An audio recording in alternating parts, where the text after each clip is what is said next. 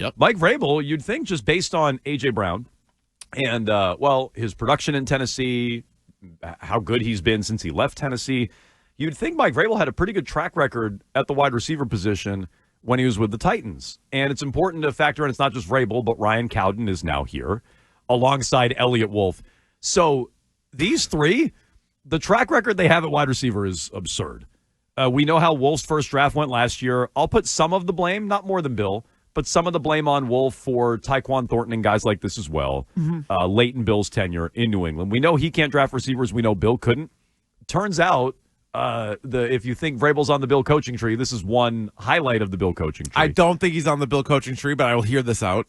A.J. Brown is a Pro Bowl All-Pro caliber receiver. He was a second-round pick, 51st overall. That's the one receiver in Tennessee that they drafted. You want to hear the other ones that didn't work out? They drafted a bunch. I mean, it wasn't Vrabel drafting him, though. I mean, famously, it was John Robinson who thought he could replace A.J. Brown. But true, but some of this was even before that, right? So but I don't think Vrabel had roster control. No, but he's the coach there, and they're trying to fit to his system. Like, this is one of the things you've already heard about Vrabel. I know, but they traded away his best receiver when he said don't. Right. So, I mean, I don't know if he had full say on who to draft either. No, that's fair. But Ryan Cowden was their director of personnel or whatever he was, pro personnel. And so... But don't you look at this more as a John Robinson thing? Because John Robinson was also worked with Bill Belichick, and those guys all together famously can't draft receivers. So you put none of this on Vrabel? Let's give you the names. Yeah, go ahead. Corey Davis, 5th overall pick. Bust. That was bad. Treylon Burks was the replacement for A.J. Brown, first-round pick, 18th overall. Bust. A.J. Brown was in the second round. Other than that, these were later picks in their defense, but that's 2 first-rounders they whiffed on. Corey Davis was an insanely high pick. Fifth overall for a receiver, and yeah. The other receivers, and these are all third round to be on, Taywan Taylor, Dez Fitzpatrick, Tajay Sharp. Did he go to UMass? Yes. Tajay Sharp, Kyle Phillips, Racy McMath. I don't remember him. Racy McMath? What? No chance that's a real name. That's what it says. And that's a Key and Peele skit. That is Racy McMath, Appalachian State. And Colton Dowell. So I'd focus mostly on the top. They whiffed on their 2 first-round receivers in Tennessee. It doesn't sound like it's a red flag for you, but I'll ask anyway. Yeah. Does that concern you at all with Mike Vrabel and at least their track record of drafting receivers in Tennessee? And does that inform you that maybe steer clear of the draft altogether and go all in free agency and trades? Yeah, I was already there anyway. That's I true. think regardless of what his track record was, because I think the 3 that really jump out would be Corey Davis, and was that year 1 for Vrabel? Was that his first year there? I think he was 2018. Let me double check. I would assume that was the very first year that Vrabel was the head coach. So you have like Marcus Mariota. So Corey Davis ended up being a bust. Remember, he'd have like a flash here and there, just like as a fantasy owner. And then A.J. Brown, massive hit. He was like, you're not going to get traded. He gets traded. Then they tried to pull a Minnesota Vikings and draft his replacement in the first round and were horrible at it. But I look at him, he's a defensive coach and didn't have a ton of player personnel control. So I'm not as worried about that run. I think he wants more control, maybe because he saw how bad it was going there. And I'm sure he disagreed with at least this is in my head, he disagreed with a lot of the different roster moves that were made. Well, one of the things you're hearing here, and again, our guy Ray on Twitter is agreeing with you that Vrabel wasn't in charge of personnel. Yeah. The head coach is going to have a lot of say in what your personnel is going to look like. In fact, I've heard Bedard say this from the Senior Bowl. Him and Giardi have been doing these stand-up videos. And Bedard is like, it's scout school right now with the Patriots. They are learning the type of player Mike Vrabel wants in New England. Elliott Wolf is learning that. Ryan Cowden probably has a good idea. A bunch of the holdovers in the front office are learning that. So I'd imagine there's some of that in Tennessee as well. He wasn't the guy in charge of the personnel, but I'd imagine he had a say in Tennessee just like he's going to have a say here. And that's a bad track record. Maybe it's all John Robinson, but Ryan Cowden was there. Elliott Wolf already sucks at drafting receivers. That's another thing I don't love to read about his history in Tennessee. He went to bat for A.J. Brown. I'm with you on that 1,000%. I think one of the reasons why you're hearing and about...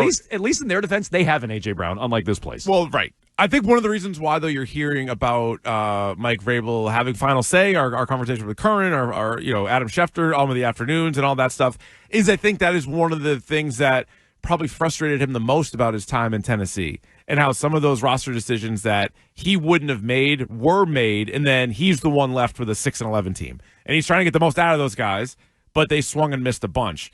So whether you want to put it on him a little bit, a lot, or not at all.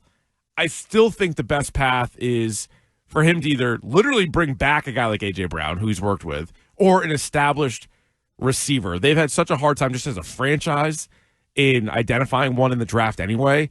And with the number 4 pick, for example, Travis Hunter I would take, but he's also kind of both. He's a couple different things. Yeah. Other than that, they need so many linemen and pass rushers and things like that.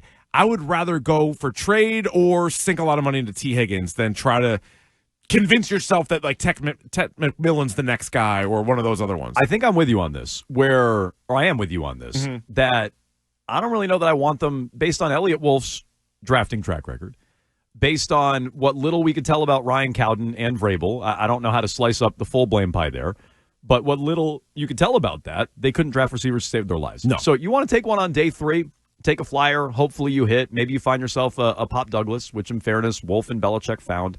Fine. But, yeah, highly targeting a wide receiver, that makes me skew towards bringing in a veteran, free agent, trade. I even lean more towards the trade just because, I mean, if they sign T. Higgins, I'll be happy. But that's probably the only guy. I think there's better receivers you can trade for than 100%. T. Higgins. Like, Higgins, you don't know that he's a 1. You don't know that. No. You can think that. You can assume that. You don't know that. He hasn't been a 1. There have been games for him without Jamar Chase over the years, not many.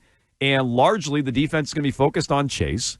And I don't know that I want to – I would be happy if they brought him in, but there are red flags with T. Higgins, injuries, and him being a number 2. You don't know that he's a bona fide number 1. I think there's better players on the trade market, which is why I agree. That way no, as well. I agree with that. By the way, update on the laser background.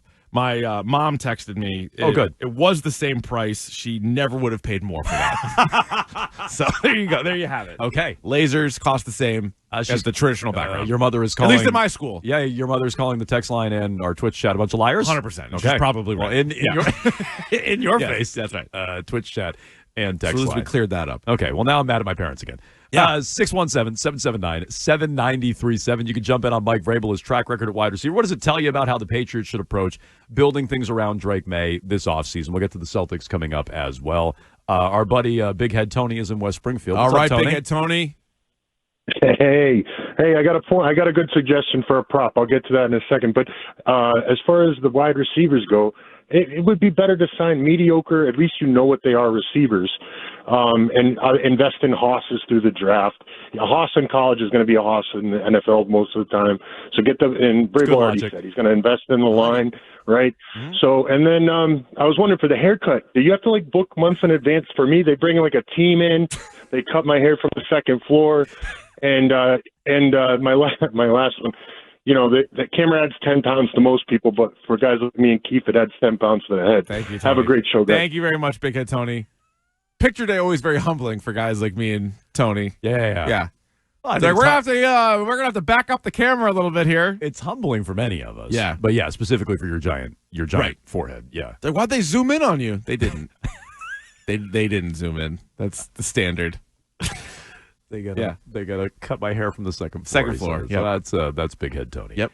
You can jump in 617-779-7937. We were going to start before we got sidetracked with Picture Day about who stands to gain and lose the most in this Super Bowl, Keefe. I do think it's fairly self-evident who stands to gain in terms of Patrick Mahomes. I don't really think he stands to lose much. No, I don't think so. I think he and Reed have a ton to gain, and Kelsey, and it's the conversations we've had all week about those guys. I would argue, out of those 3 Chiefs, just on that side, I would argue that Reed has the most to gain. Because just for our discussion, you come in after the Super Bowl, he's got 4, and they've won 3 in a row. It's a real debate between him and Belichick. And it just feels like, based on age, Mahomes will probably be in the league longer than Reed will be. So, like, these opportunities, you just have less of them.